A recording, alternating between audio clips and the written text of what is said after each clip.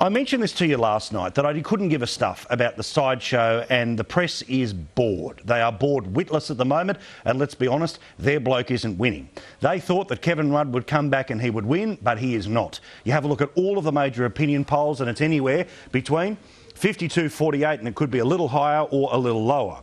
But definitely we know that bar 1 point, every single person who has been undecided about Kevin Rudd has broken against Kevin Rudd. So, what have we had in the past 24 hours? Well, more celebration of nonsense, more conversation about garbage, and more failure, again, by the people who cover politics in this country.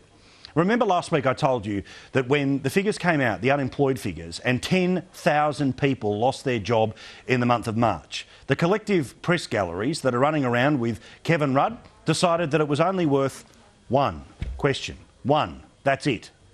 Today, of course, we had Tony Abbott being hounded by reporters, repetitive questions about a comment about sex appeal about Fiona Scott, a woman who now is a household name, thanks to that comment. So was there a certain genius that was at play in what was otherwise just an awkward, bizarre dad moment, as his kids have said?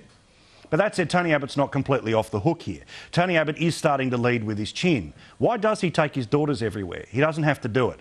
I think the majority of Australians don't believe that Tony Abbott has a woman problem. I think what we well and truly have is a media that is doing its best to try and turn a race that is far from 50-50 into a race that is 50-50. Exhibit A, 9 News this evening. Are these okay? People's Day at the Brisbane show, and the hometown hero, just where he loves to be, the centre of attention. If Kevin Rudd could bottle this, he'd win in a landslide. G'day guys, how are you? Yeah, the only problem is that in Queensland, Kevin Rudd is losing. Kevin Rudd, according to the major opinion polls, is losing the state of Queensland. So the hometown hero, if only he could bottle it, he would win. This is why we get the garbage where, when Kevin Rudd, a coroner's report comes out and we see that his government was responsible and he was warned 10 times about the pink bat scheme, that he's allowed just to dance away by saying, I'm sorry, and that's it.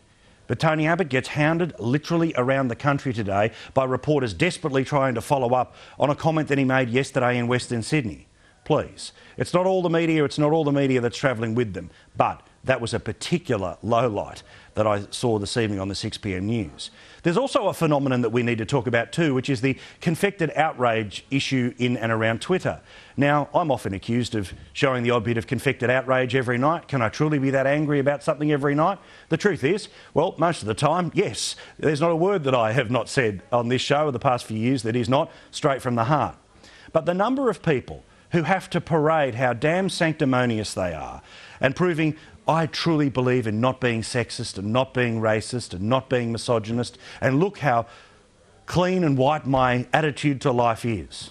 Please. I spent a bit of time in Western Sydney today doing a radio show where we spoke about this very issue, and it wasn't stacked with Liberal Party people, it was stacked with people who were able to come to a club on a Wednesday morning. All I can say to Kevin Rudd is, if your new way is to use the lowest card in Julia Gillard's old way, there'll be no difference between the result that you're going to get and that she was going to get. I know that you think that there's a wonderful high-five moment here. Aha, we've got Tony Abbott. Well, guess what? The Australian people are about to get you.